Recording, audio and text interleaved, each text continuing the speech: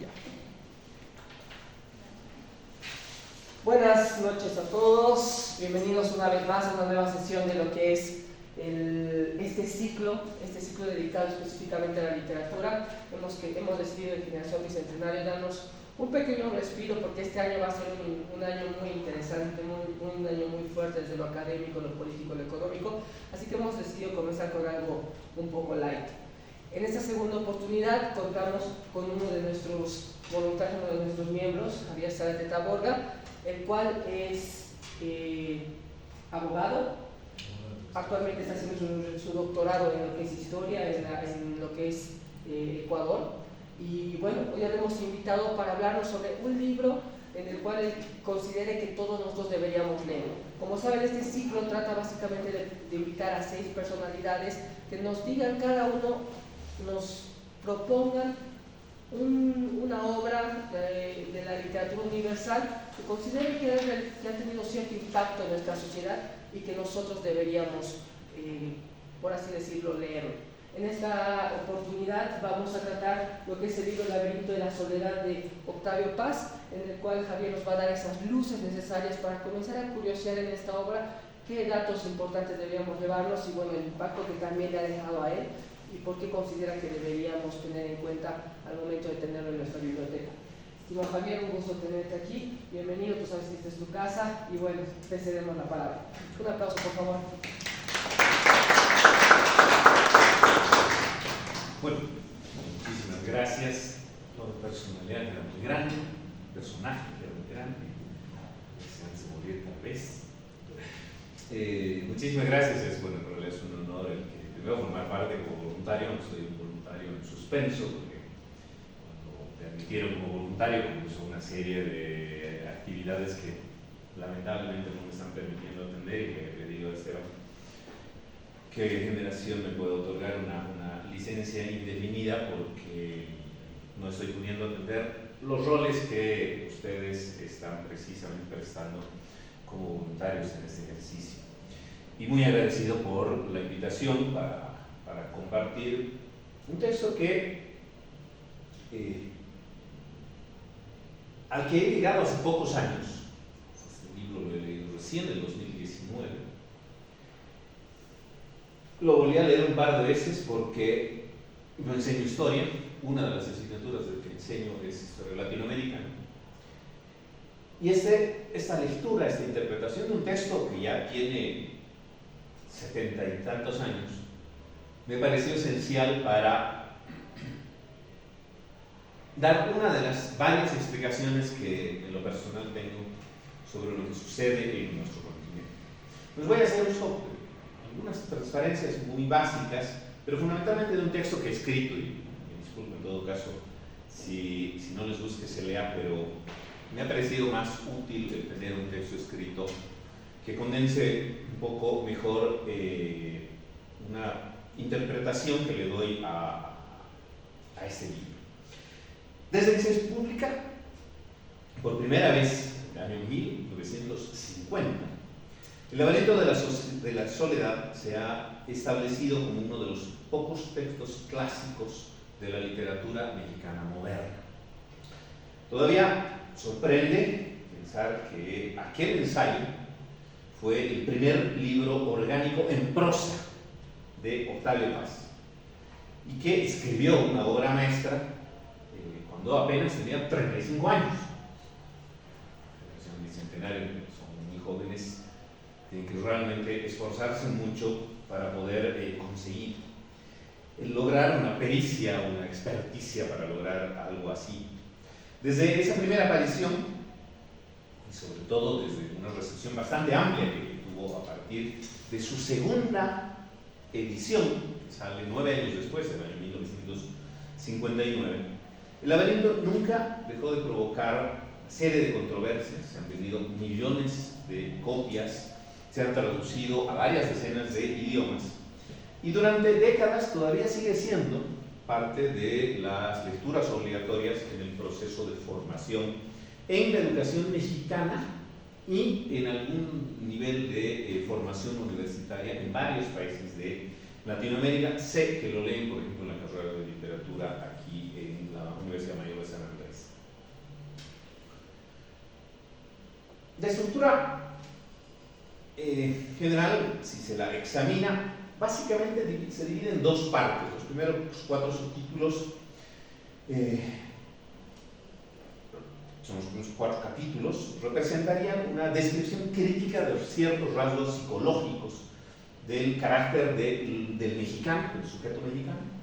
Y los últimos 4 capítulos de esta primera edición, los primeros 8 son de la primera edición que les decía del 50, ofrecerían una interpretación histórica, personal, de ciertos episodios centrales en la historia de los Estados Unidos mexicanos. Ya en la segunda edición, la del 59, se va a agregar un apéndice que se puede entender como podríamos llamarla una conclusión sintética que relaciona las dos partes previas y descubre una lógica común, una dialéctica de la soledad, por llamarlo de alguna manera.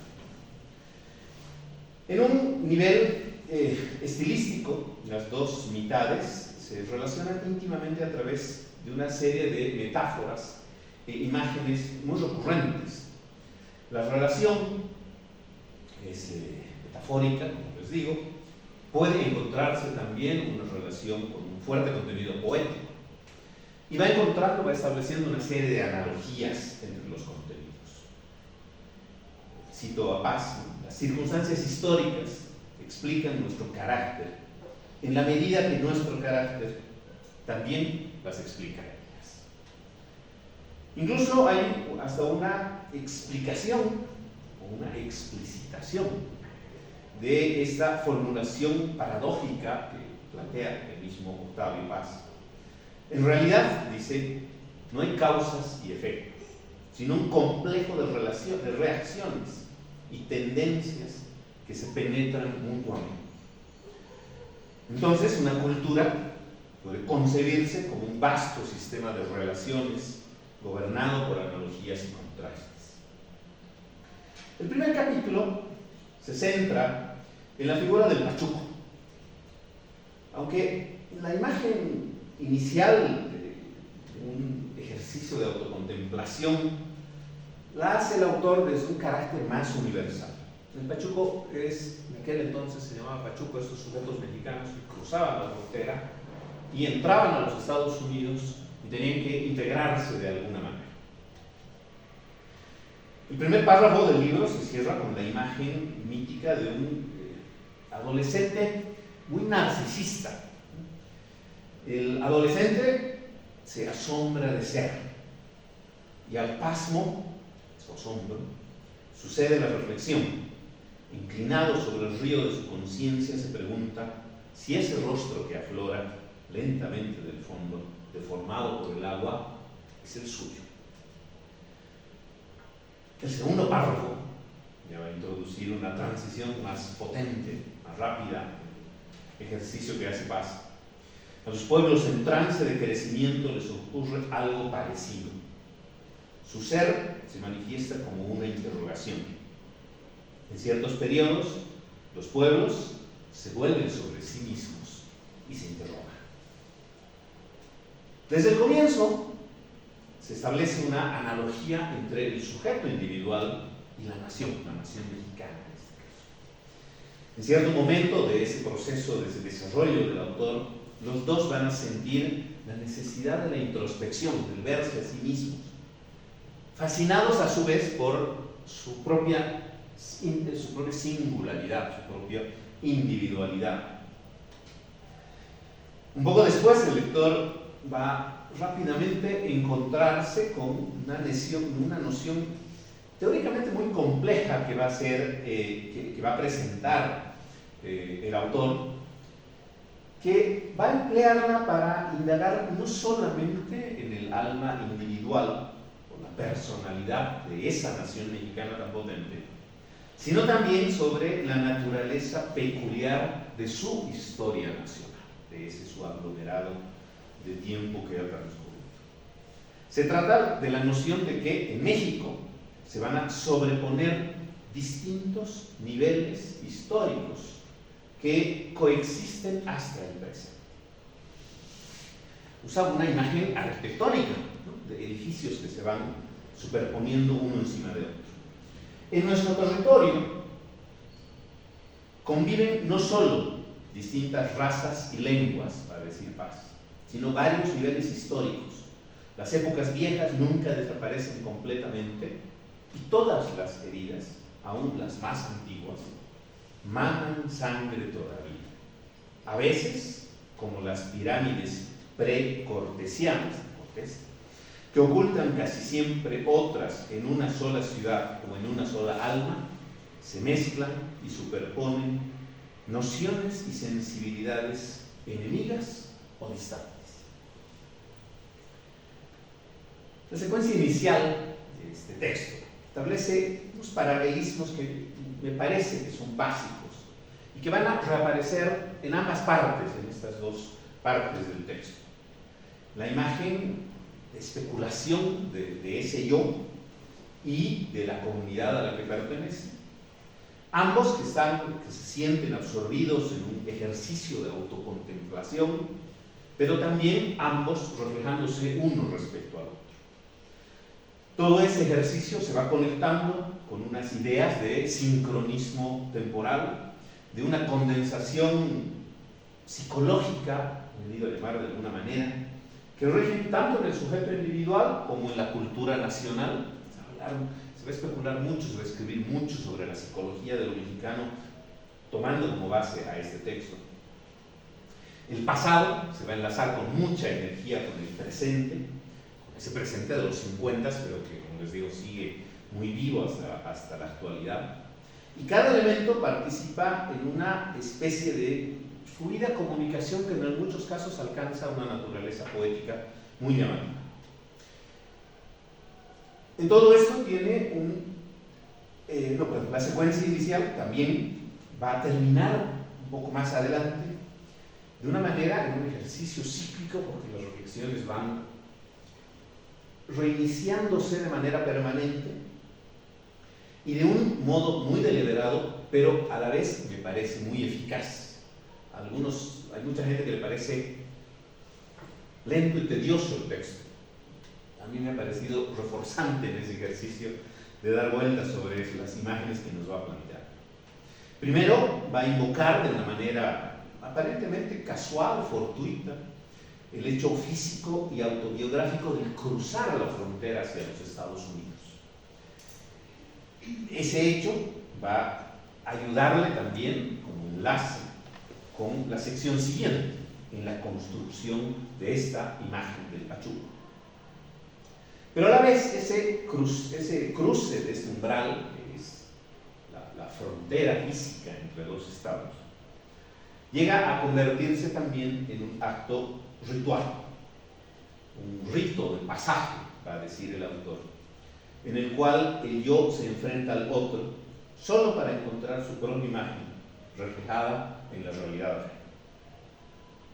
Años después, en otro ensayo que va a escribir el mismo Octavio Paz, muchos años después, en 92, sobre su texto, va a afirmar esto, porque en la segunda parte más va a entrar con mucha intensidad a trabajar sobre esto. La enseñanza de la Revolución Mexicana, dice, se puede cifrar en esta frase: nos buscábamos a nosotros mismos y encontramos a nosotros.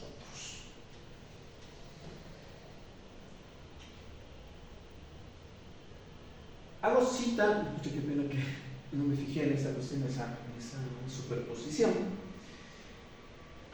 Voy a sustraerme de lo que habla sobre la Malinche, porque esta reflexión forma parte de un ejercicio un poquito más amplio que voy trabajando el tiempo, motivo por el cual también me animé a hablar de un libro un poco complejo. Porque la Malinche en sí misma, que tiene una carga muy fuerte, como un ejercicio de traición en lo mexicano y mucho más, con mucha más fuerza en la década de los 50, pero que a la vez le otorga un ejercicio muy fuerte de feminización, de feminidad en el proceso cultural mexicano, que es tan sustancialmente rico. Tiene un decurso propio. Yo me he inclinado por otro decurso más vinculado a lo que es la Revolución Mexicana y no me he quedado en la reflexión de la historia antigua. Por eso tenía que citar a la Malinche, que forma parte del texto, pero no nos vamos a quedar con ella. En el segundo capítulo, que es el de las máscaras mexicanas, en el siguiente capítulo, perdón, se desarrolla desde una visión que hasta podríamos decir casi de Nietzsche, que la máscara oculta pero a la vez revela. Aquí se van a tratar fenómenos como la simulación, la mentira, el ninguneo, el hermetismo, el uso ceremonial de la máscara en un ejercicio de formalismo, pero también de cortesía. Y algo que se describe como la preeminencia de lo cerrado sobre lo abierto. Aquí hay dos novedades interesantes que me llaman la atención. En un primer momento hay un intento atrevido de analizar el lenguaje vulgar. Me imagino que todos han visto series, películas, novelas mexicanas. La riqueza del idioma español permite que hayan idiomas de español por países, y el mexicano probablemente es uno de esos extremos. Hay un mexicano aparte, ¿no? De ahí la necesidad también de acercarse al idioma desde una manera distinta, y que evidentemente, como en partes del lunfardo bonaerense, por ejemplo, hay un ejercicio bien vulgar del idioma al que se va a atrever a entrar, a tocar Octavio Paz. En segundo lugar, hay una descripción crítica, unas actitudes muy estereotipadas hacia los papeles sexuales y los modelos sociales de estos. Figuran pasajes sobre el machismo en el texto, el ideal de la hombría consiste en no rajarse nunca. Nosotros usamos el rajarse desde la influencia de la televisión mexicana, precisamente, no era una palabra nuestra, el rajarse. Los que se abren son cobardes. Las mujeres son seres inferiores porque al entregarse se abren. Su inferioridad es constitucional y radica en su sexo, en su rajada, herida que jamás cicatriza. En un pasaje como ese, duro, torpe, Paz va a reproducir en parte esa voz y ese punto de vista de un código estereotipado del machismo que ha cambiado en formas, pero que ciertamente se lo siente todavía en ese país. Pero creo que también hay que leer esto con, por decirlo, algo de inocencia. Me parece que es un ejercicio estratégico de retórica que va a usar Paz, que funciona mediante la reproducción de unas creencias reduccionistas. Al hacer explícito lo que había quedado implícito, existe la posibilidad de cobrar conciencia de unos presupuestos inconscientes. Reproducir y nombrar estas actitudes son probablemente el primer paso para poder criticarlas, hacer notar con tanta dureza la vulgaridad del lenguaje nos ayuda a darnos cuenta precisamente de lo negativo de él. No se trata de una justificación, me parece, del machismo, sino de un ejercicio de denunciación a través de un ejercicio discursivo con fines muy críticos. El problema radica probablemente también en que la identificación se puede identificar fácilmente, uno se puede confundir, de que hay una sola voz narrativa estable, única, y por lo tanto vamos a tender a darle a cada enunciación del ejercicio ensayístico un valor de verdad no ficción, que al final de cuentas es un texto de no ficción. La voz es la del personaje, no es la de Paz. La voz es de un macho mexicano. Finalmente, en un intento de descubrir un denominador común de la primera parte del texto, o de hallar una lógica simbólica de esos fenómenos, podemos hablar de una victoria, un principio cerrado, que el autor va a denominar el amor a la forma.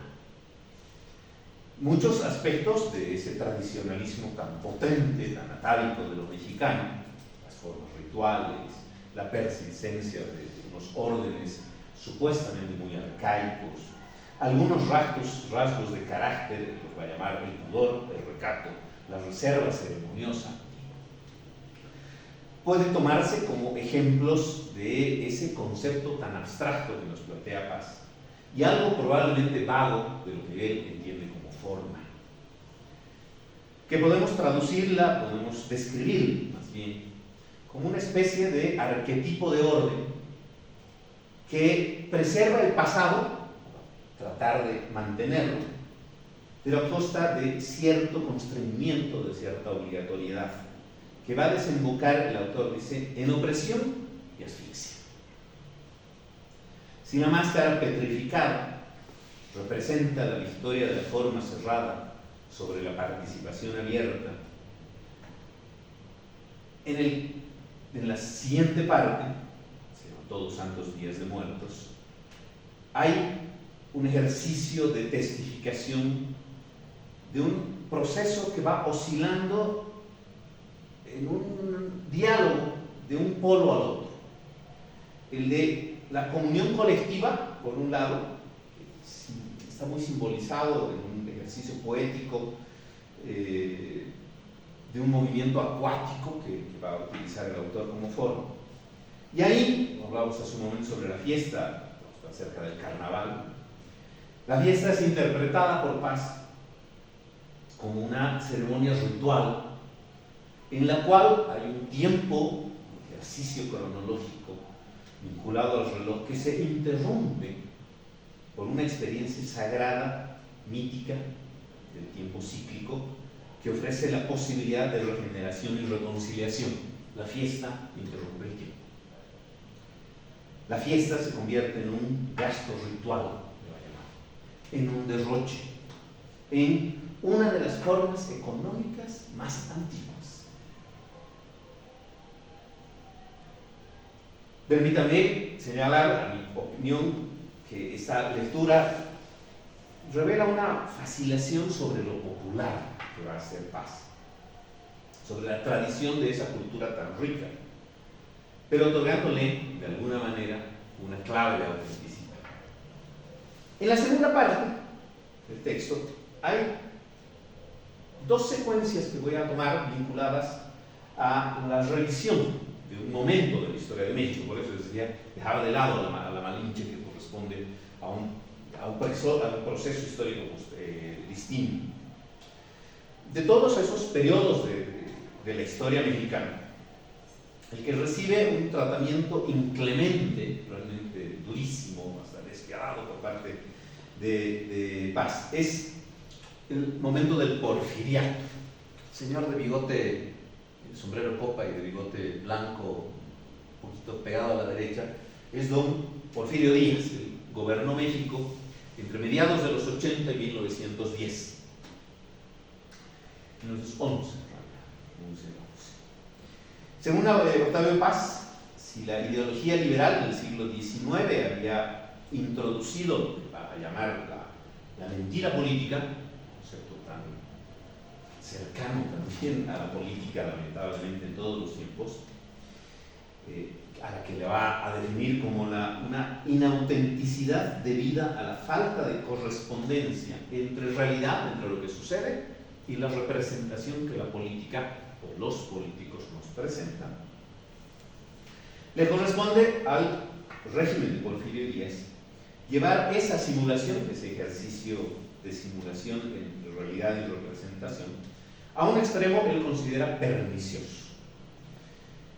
Había un lema en el gobierno de Porfirio Díaz: el progreso, la ciencia y el orden. Esas eran las premisas del gobierno del porfiriato. Los va a ver Paz como unas máscaras que van a sobreponer la ideología importada del positivismo, una corriente filosófica teórica vigente en aquel entonces. Augusto Comte y otros habían definido que esa era la manera de entenderse, que debía entenderse la realidad, y se aplicaba al derecho, se aplicaba a los ejercicios de la comprensión histórica, a la sociología que estaba comenzando a aparecerse, la economía va a tener una influencia del positivismo también, evidentemente la economía tiene un método distinto. Esa ideología importada del positivismo se aplica a una realidad neofeudal.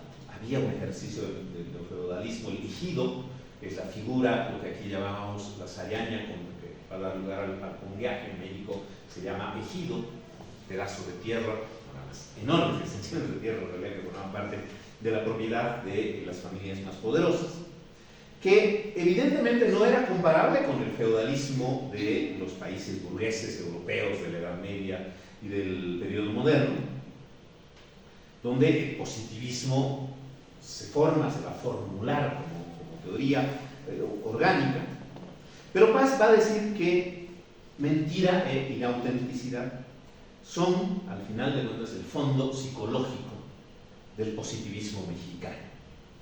Emplea un lenguaje psicológico para expresar una ausencia de relaciones orgánicas entre la realidad de México y la ideología, esa ideología importada. Va a hablar de una superposición de formas jurídicas y culturales que no solamente no expresaban a nuestra realidad, sino que la asfixiaban y la inmovilizaban. Esas formas, en la primera parte del libro, se tomaban como unas entidades psicológicas vinculadas al individuo y a la nación, los arquetipos abstractos, son claramente ahora ideologías políticas públicas. El análisis que hace Paz evidentemente es bien maniqueo y reduccionista. Ahora vamos a ver el otro lado de esa posición maniqueísta, ¿no? Estamos viendo uno de los lados, a quien le da un palo, que es el porfiriado. Va a aplicar una visión marxista. Paz, en el momento de sus 35 años, cuando se escribe, tiene una cercanía muy fuerte con la visión marxista, que va a reproducir un ejercicio de satanización del régimen de Porfirio Díaz, que va a construir a su vez, va a emerger de la revolución que había triunfado la década siguiente a la renuncia de Porfirio Díaz, que acontece todo esto en el primer cuarto del siglo XX. Esa visión marxista llega a casi sentirse ansiosa de legitimarse frente a la revolución, se siente ansiosa de legitimarse frente al proceso anterior, necesita denostar lo anterior para legitimarse. El neoliberalismo como legitimación del régimen contemporáneo político en muchos países de Latinoamérica, por ejemplo, ¿no? Lo mismo hacía la revolución respecto al Porfirio. Se va a denigrar al porfiriato en una estrategia de esa legitimación ideológica de los ideólogos tecnócratas que la acompañaban. Si ven en la foto, hay varios sujetos, no solamente militares, sino con sombreros de copa, porque en los últimos dos gobiernos de Porfirio Díaz, que son los gobiernos, más bien el último gobierno del siglo XIX y los dos gobiernos que le va a tocar final del siglo XIX y el último al que renuncia en el siglo XX, va a estar acompañado de un gabinete tecnocrático, podríamos llamarlo ahora. Eran sus ministros científicos, se les llamaba los científicos. Años después, el mismo autor va a hacer una crítica a su texto, a esta su opinión tan dura respecto al porfiriato. Y en una nota de pie, en un texto muy posterior, va a decir: mi descripción del régimen porfiriano, del porfiriano, se va a referir él, es demasiado rápida, calla los aciertos y logros en la esfera de la economía y la cultura superior, la atinada política internacional, la probidad de la administración pública y, en fin, omite su característica más notable: fue heredero del liberalismo. Fue la inesperada reaparición en tierras americanas del despotismo ilustrado del siglo XVIII. En todo caso, es noble al reconocer su excesiva dureza de 4 décadas atrás. Ya en un marcado y total contraste con ese tratamiento del porfiriato con el que es tan duro, la interpretación que Paz le va a dar a la Revolución Mexicana de 1910 y los años siguientes es exageradamente idealista y hasta utópica. de una lectura de esa revolución, una verdadera revelación de nuestro ser, dirá sobre ella, un regreso a los orígenes, una búsqueda de nosotros mismos y un regreso a la madre. Esas serán maneras a las que se referirá a la revolución. Va a expresar, obviamente, una perspectiva mítica, poética también. Como les decía, este es su primer texto grande de prosa. Era un poeta, pero va a escribir prosa espectacular también, que va a predominar en la celebración del primer centenario de México, que va a coincidir con el inicio de una de las perturbaciones violentas más duras de ese país. Obviamente el autor va a privilegiar a una sola facción también de la revolución en su texto. Y va a entrar en un ejercicio de contradicción, a mi parecer, con la revolución como tal, dejando de lado mucho de la revolución, concentrándose en una facción. Esa facción es el zapatismo. El señor del medio, el gran sombrero y el mostacho enorme, es Emiliano Zapata. El ensayista va a argumentar que la Revolución Francesa y la Revolución Rusa fueron precedidas y preparadas por una serie de precursores intelectuales y que el terreno fue abonado por programas doctrinarios y por análisis ideológicos. Según su concepción, Zapata había hecho eso respecto a la Revolución Mexicana.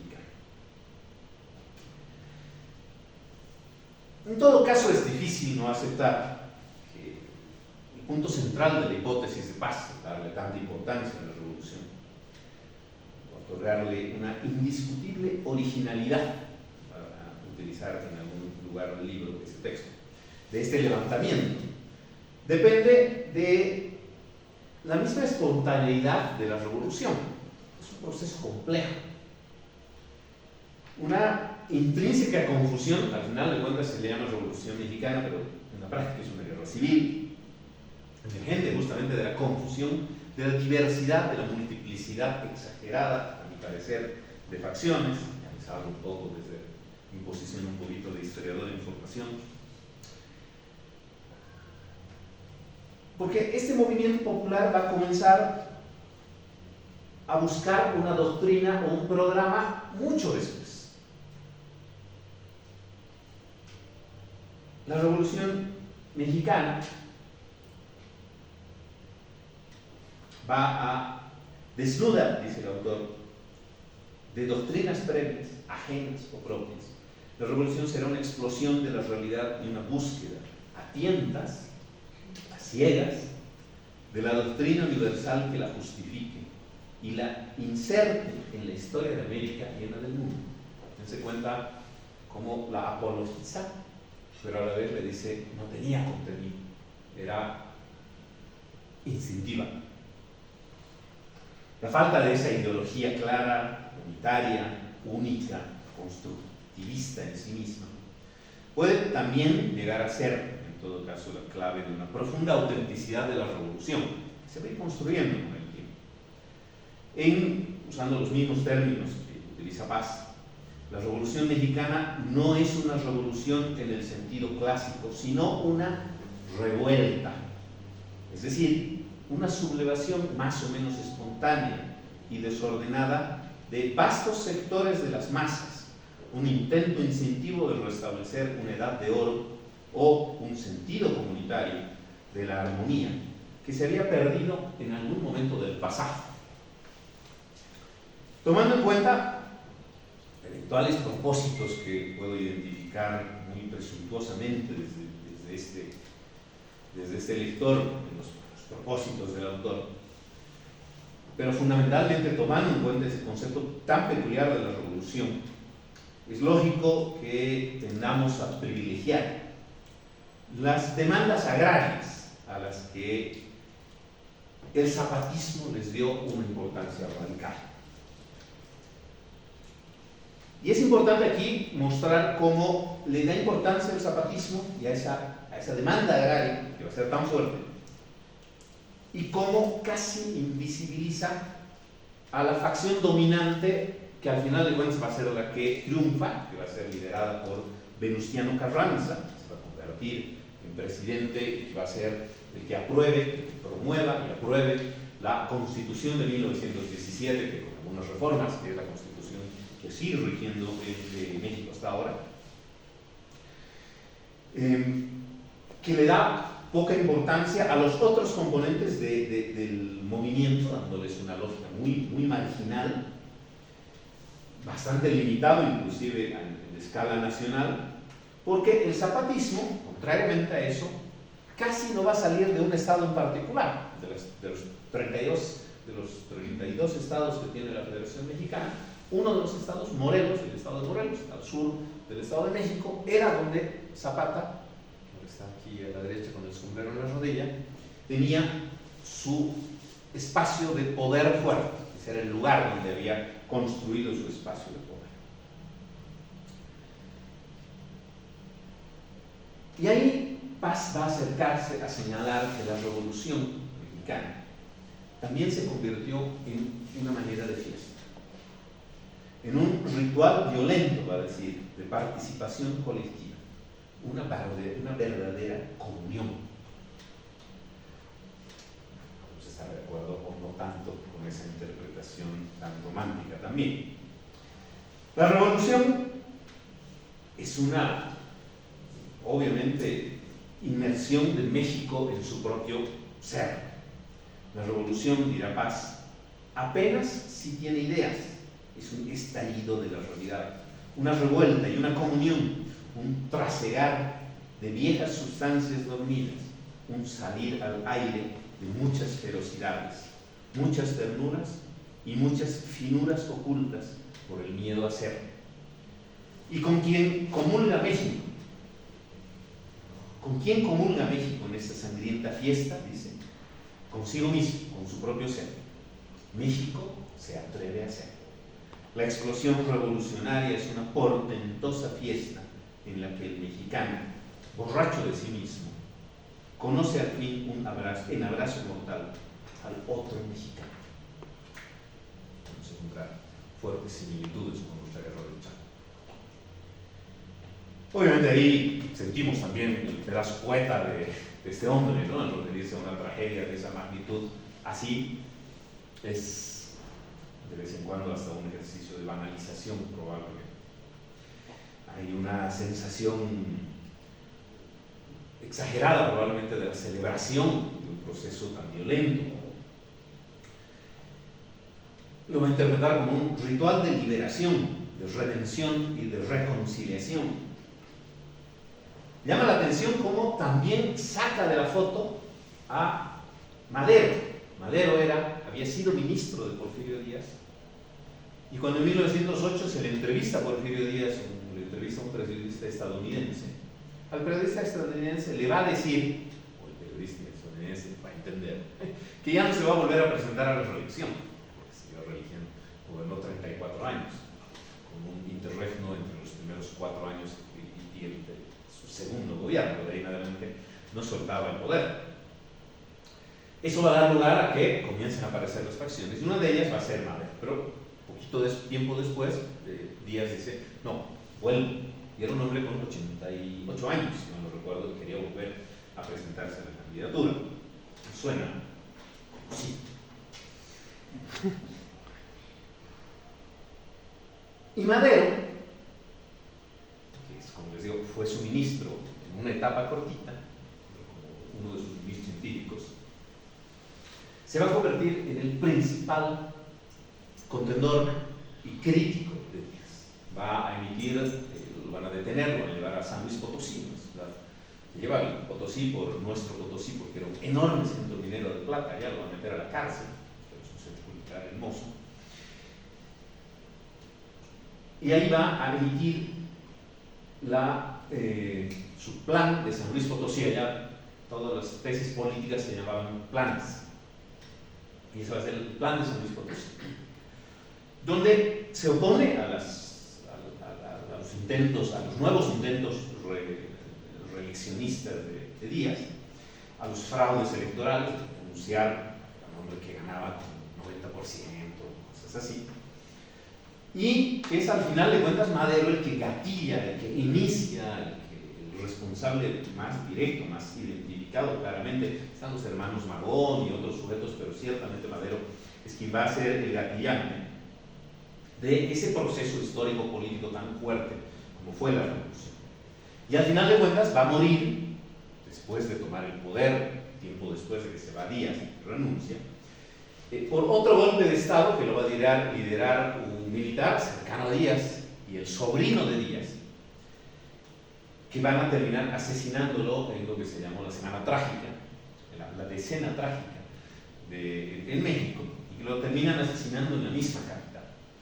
Es uno de esos asesinatos simbólicos tan duros respecto a presidentes que hemos tenido en varios países, ¿no? Madero en México, Alfaro en el Ecuador, Villarroel aquí, o líderes políticos, Gaitán en Colombia, que da lugar al Cocotazo, por ejemplo. Además, crímenes con una lógica de violencia barbárica, atávica, realmente inexplicable. Terminan quemando en la calle, en la plaza, es un ejercicio muy duro de violencia en el caso de Madero. Podemos entender, trato de entender, de justificar el por qué Madero es tan invisible en el ejercicio de paz, porque o eventualmente su visión ideologizada, marxista tan fuerte que se siente en la lectura de Paz, va a querer desconocer el liberalismo. Dense cuenta cuando les leí hace rato la cita de 40 años después, recién ahí reconoce el valor del liberalismo, pero también con una fascinación muy romántica, exageradamente romántica tal vez respecto a la revolución. Hay que reflexionar también un poco en que el texto tiene algunos atisbos que podríamos considerarlos autobiográficos. El laberinto de la sociedad, de la soledad, podemos leerlos como una proyección hasta algo personal, por un dato que encontré leyendo, investigando un poco esto, que eventualmente puede entenderse hasta como un ejercicio de una resolución imaginaria, le he llamado, de un conflicto histórico de su propia familia. Él tenía en su familia dos tendencias opuestas muy duras respecto a el porfirismo y la revolución. Su abuelo, Irineo Paz, era un ideólogo liberal extremo. Y su padre, Octavio Paz Solórzano, era de corriente revolucionaria zapatista. Se encuentra con mucha fuerza entonces esa discrepancia que él va a desarrollar con tanta fuerza. Su padre fue miembro del Partido Nacional Agrarista, que fue uno de los propulsores de la Ley Agraria de 1922, la reforma agraria, lo denominamos nosotros la Ley Agraria del 22, en el marco de la nueva Constitución, y que también fue representante legal de Zapata, una cercanía muy fuerte de su padre con Emiliano Zapata, en los Estados Unidos, en un ejercicio de posicionar a Pancho Villa, a Zapata, a Orozco, en los Estados Unidos para tratar de quitarles el carácter, el disfraz que se le había puesto, el traje que se les había puesto de terroristas, de revoltosos terroristas que eventualmente se convertían en un peligro, en un momento en que los Estados Unidos no se amilanaban para eventualmente seguir invadiendo países de una manera mucho más torpe de lo que eventualmente podemos ver ahora. Entonces, podríamos entender de que este hijo y este nieto, de dos visiones tan fuertes, tan distintas, contrapuestas en su familia, va a tratar de encontrar en este ejercicio teórico una manera de resolver y de encontrar explicación a esa tensión entre una lógica de modernización universal, como se utilizaban las palabras en el momento porfirista, que reclamaba progreso, pero a la vez, esa tendencia opuesta del zapatismo, que señalaba la necesidad de incorporar las necesidades, las visiones del otro México, de ese México invisible, del mundo rural, del indígena, de unas atávicas, actualmente más o menos antiguas tradiciones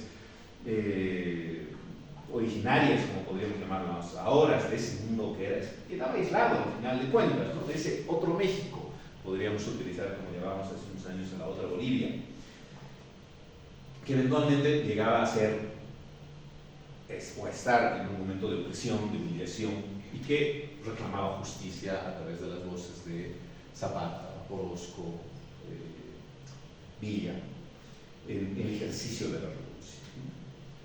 Podemos encontrar varios otros textos de Paz, y casualmente encontré esta poesía que la va a publicar en el 69, que se llama Canción Mexicana, que incluye, como es el segundo texto de las Intermitencias del Oeste, es uno de los capítulos de Ladera Este, es un libro, un poemario de 1964. Mi abuelo, al tomar el café, me hablaba de Juárez y de Porfirio, los suavos y los plateados, y el mantel olía a pólvora. Mi padre, al tomar la copa, me hablaba de Zapata y de Villa, Soto y Gama, y los Flores Magón, y el mantel olía a pólvora. Yo me quedé callado. ¿De quién podría hablar? En Paz es notoria esa fascinación permanente con la revolución, un acto excepcional, con una explosión espontánea, un momento popular, un momento tal vez imprevisible, al menos se sintió en los primeros años como imprevisible, caótico, violento, de un ejercicio de desencanto inmediato con su propia degeneración, que posteriormente se va a traducir en la norma, en los resultados de la revolución, en un rígido sistema burocrático que va a ser la base del priismo, 70 años, de un partido único oficial prácticamente en México. Al final de cuentas pareciera que todas las revoluciones que no tienen una otra edad, otro al frente, degeneran en opresión, porque se suprime la crítica, se suprime el deseo, se suprime la imaginación. En este sentido, la única teoría política compatible que podemos encontrar, otras lecturas, van a acercarlo más también en parte a una corriente política muy fuerte en ese momento, que va a ser el anarquismo, un anarquismo puro, muy utópico, muy idílico, violentísimo, pero irrealizable. Ahí eventualmente podemos sentir que Paz, acomodándolo en un liberalismo, y ahí también tomo la licencia, ya para sus últimos años, ¿no? Cuando se va a criticar a sí mismo, va a eventualmente reducir al menos, si no eliminar, ese fondo tan rebelde, tan inconforme, tan crítico, tan disidente, tan utópico de ese poeta de 35 años. Para concluir, tratando de hacer un ejercicio más cercano a lo que es Latinoamérica y lo que es Bolivia desde una posición muy, muy particular, me atrevo a resumir que esta segunda parte del texto, y voy a tratar de hacer un ejercicio de extrapolación sobre los puntos más importantes, Paz va a concluir que, y con esto termina el libro en la primera edición del 50, dice: somos, por primera vez en nuestra historia, contemporáneos de todos los hombres. Se le va a dar ese valor a la revolución. La revolución ha traído a México al momento contemporáneo del mundo. Esta conclusión, que puede sonar excesivamente triunfal, puede también leerse de una manera efectiva como una liberación, pero a la vez probablemente como una condena. Al hacer un intento de escapar del laberinto de la historia nacional mexicana, busca aislarse en las corrientes universales que en ese momento eran revolucionarias, eran violentas, eran rupturistas. México va a entrar, pero en todo caso, en otro laberinto, más vasto tal vez, más grande, más amplio, probablemente más terrible que el primero. Al final de cuentas, la violencia de la revolución va a hacer esa, va a generar esa contradicción. El entrar a la cultura universal en una época de valores desacralizados, que también estuvo caracterizada por un ejercicio de alienación masiva. Nos poníamos al gringo, etcétera, pero también nos negaba lo soviético. Según esta interpretación, eventualmente, la única trascendencia posible sería de hablar de una especie, de una soledad multiplicada. Allí, dice él, en la soledad abierta, nos espera también la trascendencia, las manos de otros solitarios. Cuando conocí este libro, que como les comentaba al inicio, lo acabo de perder en mi ejercicio de estos días de revisión. Ayer he perdido ese libro, que además tenía un carácter emocionalmente importante para mí. Lo conseguí hace pocos años, llegué hace muy poco a él, regalado por uno de mis mejores amigos mexicanos, una de esas mejores amistades cultivadas en la madurez de mis años, profesor de más de 50 años, como decía hace rato Esteban. Fue sin querer. Y no me sentía aludido en todo caso, al final así es. Llegué a sentir una de las más potentes revelaciones. La necesidad de que en estos 2 siglos, años más o menos, en que nuestros países celebran sus bicentenarios de haber dejado de ser colonias del Reino Español, aún no nos enfrentamos a la dura realidad de vernos al espejo de la responsabilidad, porque nos atemoriza asumir la responsabilidad de que 2 siglos transcurridos son de casi nuestra entera responsabilidad, que hasta ahora no la asumimos y seguimos echándole la culpa a alguien, a la colonia, al imperialismo gringo, siempre va a haber un responsable mayor que nosotros. Mucho tiempo porque después de lograda la independencia no sabíamos lo que eso acarreaba.